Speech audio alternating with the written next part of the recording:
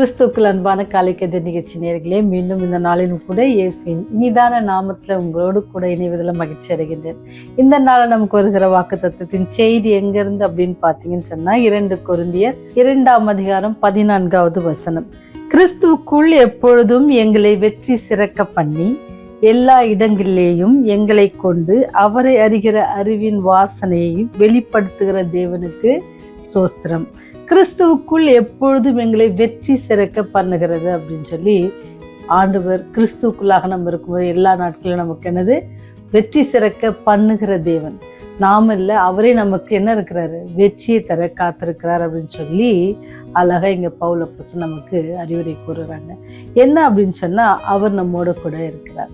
அதனால நாம் என்ன எப்படி இருக்கணும் அப்படின்றது தான் நம்முடைய நிலைமையை குறித்து நாம யோசிக்க வேண்டும். எப்படின்னு சொன்னீங்கன்னா, பிரிட்டிஷ் எழுத்தாளரான ஸ்கைக்கிங் என்ன செய்யறாருன்னா, அவர் என்ன ஒரு நாள் அவருடைய ரைட்டிங்ஸில் இதை எழுதுறாரு. ஒரு நாள் அவர் என்ன செய்யறா, ஒரு ரயில்வே ஸ்டேஷன் இருக்கிறாரு. அப்படி நிற்கும் பொழுது ஆப்போசிட்டில் இருக்கிற ஒரு பிளாட்ஃபார்மில் ஒரு ட்ரெயின் வந்து நிற்குது. அப்படி அந்த ட்ரெயின் வந்து அங்கே நிற்கும் பொழுது என்ன நடக்குது அப்படின்னு சொன்னால், விளையாட்டு வீரர்கள் என்ன சொன்னீங்க அங்கே வராங்க.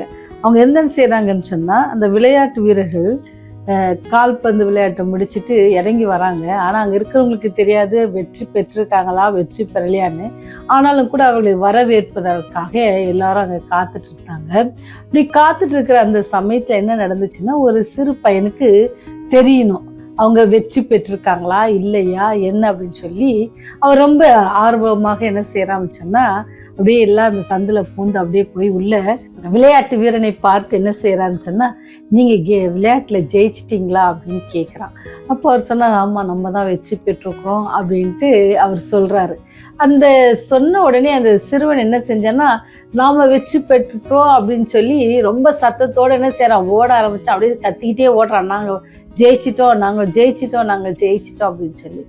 ஏன் பார்த்தீங்க அப்படின்னு சொன்னால், அந்த விளையாட்டு வீரர்கள் பெற்ற வெற்றியை யார் பெற்றதா நினைச்சா அப்படின்னு சொன்னால், அவனே பெற்ற மாதிரி. நம்ம கூட நினைக்கிறோம்ல, கிரிக்கெட்டில் இன்ட்ரெஸ்ட் இருக்கவங்களுக்குலாம் தெரியும்.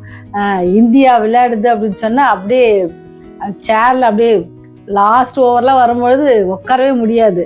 அதுவும் ரொம்ப டையப்பாக இருந்துச்சுன்னா ரொம்ப ஒரு ரன்னு எக்ஸ்ட்ரா எடுக்கணும், 2 ரன் எடுத்தா வின்னு, ஒரு பால் இருக்கு 5 ரன்னு அப்படின்னு இருக்கும். அப்போ நம்மளாம் மனசுல என்ன சொல்லுவோம், 6 அடிச்சா நல்லா இருக்கும், ஜெயிச்சிருவாங்க அப்படின்ட்டு அப்படியே எண்ட் ஆஃப் த சேருக்கு வந்துருவோம், அல்லது சோஃபால அப்படியே வந்து ரொம்ப ஸ்ட்ரெஸ்ஃபுல்லாக பார்ப்போம்ல. அது வெற்றி பெற்றாங்க அப்படின்னு சொன்னால் எவ்வளோ பெரிய சத்தம் இல்லை. வீட்டில் யார் இருக்காங்க, வயசான இருக்காங்களா, சின்ன பிள்ளைங்க தூங்குதான்லாம் பார்க்க மாட்டோம். ஒரு பெரிய சத்தம், அந்த மகிழ்ச்சியை கொண்டாடுவோம். ஜெயிச்சது என்னமோ யாரு, விளையாட்டு வீரர் ஒருவர். ஆனால் நம்ம எப்படி எடுத்துக்கிறோம், நம்ம நாடு நம்ம ஜெயிச்ச மாதிரி, அப்படியே நம்ம வீட்டில் நம்ம பிரதர் ஜெயிச்ச மாதிரி அந்த மாதிரி ஒரு ஃபீலிங் இருக்கும்ல. அதில் இந்த விளையாட்டில் ரொம்ப ஆர்வம் உள்ளவங்களுக்கு தெரியும் நான் என்ன சொல்ல வர்றேன் அப்படின்னு சொல்லி. அதே போல தாங்க, அதே போல தான் 2000 ஆண்டுகளுக்கு முன்பதாக 2000 ஆண்டுகளுக்கு முன்பதாக நான் மறிக்க வேண்டிய இடத்துல, நான் பாவத்தில் இருக்கிற மறிக்க வேண்டிய இடத்துல என்னுடைய பாவத்திற்காக ஒருவர் தண்டனை ஏற்றிருக்கிறாரு. அவர் ஏற்றது மாத்திரம் இல்லை, அந்த தண்டனையை அவர் பெற்றுக்கொண்டு அல்லது வெற்றியை பெற்றிருக்கிறாரு. அந்த சிலுவையில மறித்து உயிர் தெரிந்திருக்கிறாங்க.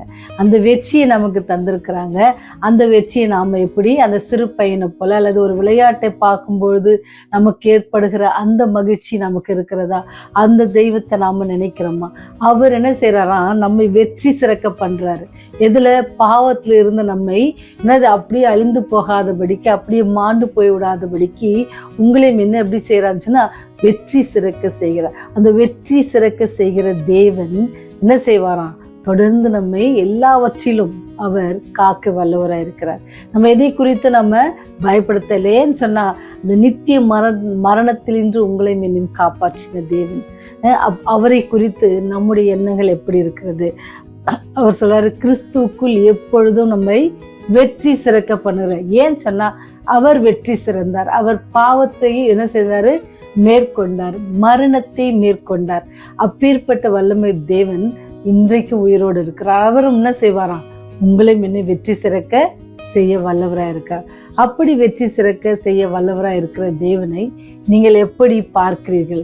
எப்படி அந்த எல்லாரும் போய் அந்த ரயில்வே ஸ்டேஷனில் நின்று வரவேற்கிறாங்களோ அதே போல் உங்களுடைய வாழ்க்கையில் அப்பேற்பட்ட வல்லமையால் வெற்றி சிறந்த தேவன், மரணத்தை ஜெயித்தவர், யாருமே செய்யாத ஒரு காரியம், மரணத்தை ஜெயித்தவர், உயிரோடு எழுந்தவர், கல்வாரி சிலுவையில் உங்களுக்காகவும் எனக்காகவும் பாடுபட்டு மரித்தவர், இன்று உங்களை நேசிக்கிறார். இன்று உங்களை நேசிக்கிற தெய்வம். அப்பேற்பட்ட தெய்வத்தை நீங்க எப்படி வேண்டி நிற்கிறீங்க? அல்லது அவரை பார்ப்பதுக்கு எவ்வளோ ஆவலா இருக்கீங்க? அவரை உங்க வீட்டுக்கு அழைத்து வர எவ்வளோ ஆவலா இருக்கீங்க? அவரை உங்க உள்ளத்துல வைக்க எவ்வளோ ஆவலவா இருக்கிறீங்க? அதெல்லாம் நம்ம என்ன செய்யணுமா யோசித்து பார்க்கணும். இன்னைக்கு ஆண்டவர் சொல்றாரு, உங்களை என்ன செய்யறாராம், அவருடைய காரியத்தை நிமித்தமா அவர் மூலமாக நமக்கு என்னது, எல்லாவற்றிலும் வெற்றி சிறக்க நமக்கு தேவன் கிருபை செய்திருக்கார். அப்பேற்பட்ட அன்பான தேவன் இன்னைக்கு உங்களை என்னையும் பார்த்து, நீங்கள் என் நிமித்தமாக வெற்றி சிறக்க ஆசைப்படுறீங்களா? நீங்கள் நான் பெற்றிருக்கிற அந்த வெற்றியை நீங்களும் பெற்றுக்கொள்ள ஆசைப்படுறீங்களா அப்படின்னு சொல்லிதான் அவர் நம்மை நோக்கி கேட்கிறார். நமக்காக ஒரு மீட்பர் இருக்கிறார். அந்த மீட்பர் என்னது, பாவத்திலிருந்து மீட்ட தேவன், நித்திய மரணத்திலிருந்து மீட்ட தேவன் இன்று உயிரோடு இருக்கிறார். அவர் இன்று உங்களையும் என்னையும் பார்த்து கேட்கிறார், அப்படி மீட்ட தேவனை நீங்க நேசிக்கிறீங்களா? அவரை உங்களுடைய வாழ்க்கையில அவரை முதன்மையாக வைக்க ஆசைப்படுறீங்களா? அப்படி நீங்க வைப்பீங்கன்னு சொன்னா அவர் என்ன செய்வாராம், எல்லாவற்றிலும் உங்களை வெற்றி சிறக்க பண்ணுவார். இந்த வருடத்தை நம்ம கடந்து செல்வது ரொம்ப கடினம். ஏன்னு சொன்னால் எல்லா மாதமும் கடந்து வந்துடுவோம். ஆனால் அந்த 12ஆம் மாதம் வரும்போது நம்ம நினைக்காத காரியங்கள்லாம் திடீர்னு நடக்கும். இதெல்லாம் நம்ம வெற்றி சிறக்க பண்ணுவார்னோ அப்படின்னு சொன்னால் நமக்கு தேவை ஒரே ஒரு காரியம் தாங்க, எதுவுமே இல்லை, அவர் மேலே விசுவாசமாக இருக்கணும். அவர் எப்படி நமக்காக மரித்தார், அவர் எப்படி நமக்காக உயிர் தெரிந்தார், அவர் எப்படி இன்னும் நமக்காக பிதாவின் இடத்தில் பரிந்து பேசி கொண்டிருக்கிறார். அவர் உங்களுக்காகவும் எனக்காக என்ன செய்யறது, பரிந்து பேசி கொண்டிருக்கிறார். இந்த மகளுக்காக ஆண்டவரே நீங்க இதை செய்யுங்க, இவங்க இந்த தவறு செஞ்சுட்டாங்க, அவங்கள மன்னிச்சிடுங்க, அவங்க இந்த காரியத்தை அவங்களுக்கு கண்டிப்பா தேவைப்படுது அப்படின்னு சொல்லி நமக்கு ஏற்ற காலத்துல எல்லா காரியங்களும் அவர் செய்வார். நமக்கு வெற்றி சிறக்க பண்ணுகிற தேவன், நம்ம சோர்ந்து போகிறன்னு நமக்கு தைரியத்தை கொடுக்கிற தேவன், நம்ம வேதனையா இருக்கும்போது நம்முடைய வேதனையை நீக்குகிற தேவன், கவலையா இருக்கும்போது நம்மை ஆறுதல் படுத்துகிற தேவன், இப்பேற்பட்ட தேவன் நமக்கு இருக்கிறார். கிறிஸ்துவுக்குள் எப்பொழுதும் எங்களை வெற்றி சிறக்க பண்ணுகிறவர். கிறிஸ்துவுக்குள் அப்படின்னு யார் சொல்றாங்க பார்த்தீங்க, அவரை பின்பற்றுற சீஷர்கள். அதே போல நீங்களும் நானும் அவரை பின்பற்றோன்னு சொன்னா நம்முடைய வாழ்க்கையிலும் ஆண்டவர் என்ன செய்யறாரு, வெற்றியை காணும்படி செய்ய வல்லவராய் இருக்கிறார். தோல்வி அல்ல, வெற்றியை பெறுவதே கிறிஸ்துவ வாழ்க்கையின் என்னது இருக்குது, நோக்கமா இருக்குது. எல்லா நாமத்துக்கும் மேலாய் அவரை உயர்ந்திருக்கத்தக்கதாக நம்ம என்ன செய்வோம், உன்னதங்களில் தம்முடைய வலது பாரசத்தில் வீற்றிருக்க பண்ணினார் தேவன். அதே போலதான் ஆண்டவர் எல்லாவற்றையும் செய்ய அவர் வல்லவராய் இருக்கிறார். அவர் என்ன செய்வார், உங்களையும் என்னையும் என்ன செய்வார், உயர்த்த வல்லவராக இருக்கிறார். நம்மளை வெற்றி சிறக்க செய்ய வல்லவராக இருக்கிறார். அவர் பாதத்துல நம்ம ஒப்பு கொடுப்போமா? ஜெபம் செய்வோம். கிருபை நிறைந்தவரே, இரக்கத்தில் ஐசியமுள்ள தகப்பனே, நாங்கள் எல்லாவற்றையும் கிறிஸ்துவுக்குள் வெற்றி சிறக்க பண்ண வேண்டும் என்று சொல்லி ஆண்டவரே எங்களை எல்லா காரியங்களிலும் ஆண்டவரே நீர் வழிநடத்துவதற்காக நன்றி செலுத்துகிறோம் சாமி. எங்களுடைய குற்றங்கள், குறைகள், பாவங்கள் ஒன்றையும் பாராதபடிக்கு, அதற்கேற்றபடி எங்களை தண்டியாதபடிக்கு கர்த்தாவே ஒவ்வொரு நாளும் எங்களை மன்னித்து எங்களை பராமரித்து போஷித்து வந்தீரே, அதற்காக நன்றி செலுத்துகிறோம். இந்த புதிய மாதத்திலும் கூட கர்த்தாவே உடைய கரத்துல ஒப்பு கொடுக்கிறோம் சாமி. எங்களை எதிர்நோக்கி இருக்கிற ஒவ்வொரு காரியத்தையும் உடைய கரத்துல ஒப்பு கொடுக்கிறோம். ஒரு தீங்கு உங்களை அணுகாதபடிக்கு இந்த சத்தியத்தை கேட்கிற ஒவ்வொரு குடும்பங்களையும் ஆசீர்வதிங்க. அவருடைய தேவைகளை சந்தித்தள்ளுங்க. அவருக்கு சமாதானத்தை கட்டளையிடுங்க சாமி. ஆண்டவரே, இந்த காலகட்டங்களிலே, மழை காலகட்டங்களிலே யாரும் அதிகமாக சுகவீனங்கள் படாதபடிக்கு நீங்க பாதுகாத்து கொள்ளுங்க. வயதானவர்களுக்காக ஜெபிக்கிறோம், அவங்களே நீங்க பாதுகாத்து கொள்ளுங்க, ஆசீர்வதிங்க. ஆண்டவரே, யாரெல்லாமே நோக்கி கண்ணீரோடு வேண்டி கொண்டிருக்காங்களோ, குழந்தை பாக்கியத்திற்காக கேட்டுக்கொண்டிருக்காங்களோ, கெஞ்சுகிறார்களோ, கர்த்தாவே மனம் இறங்கும் தேவனே, மனம் இறங்கி அவர்களும் ஆண்டவரே அவருடைய குடும்பத்தை கட்டத்தக்கதாக, சிறிய பரலோகத்தை அவர்கள் உருவாக்கத்தக்கதாக அவர்களுடைய கற்பத்தை நீர் அடைப்பை எடுத்து போட்டு ஆண்டவர்களுக்கு நல்ல ஒரு கற்பம் தரிக்கத்தக்கதாக புதிய ஆண்டில் அல்லது இந்த புதிய மாதத்துல ஒரு நல்ல செய்தி அந்த பிள்ளைகளை காணும்படியாக செய்யுங்க தகப்பனே. குற்றம், குறைகள், பாவங்கள் எல்லாவற்றையும் ஒரு விஷயம் மன்னித்து இந்த நாள் முழுதும் கரம் எங்களோடு கூட இருந்து ஆசீர்வதித்து வழிநடத்த வேண்டுமா இயேசுவின் வழியாய் ஜெபிக்கிறோம் ஜீவனுள்ள பரலோக தந்தையே, ஆமென்.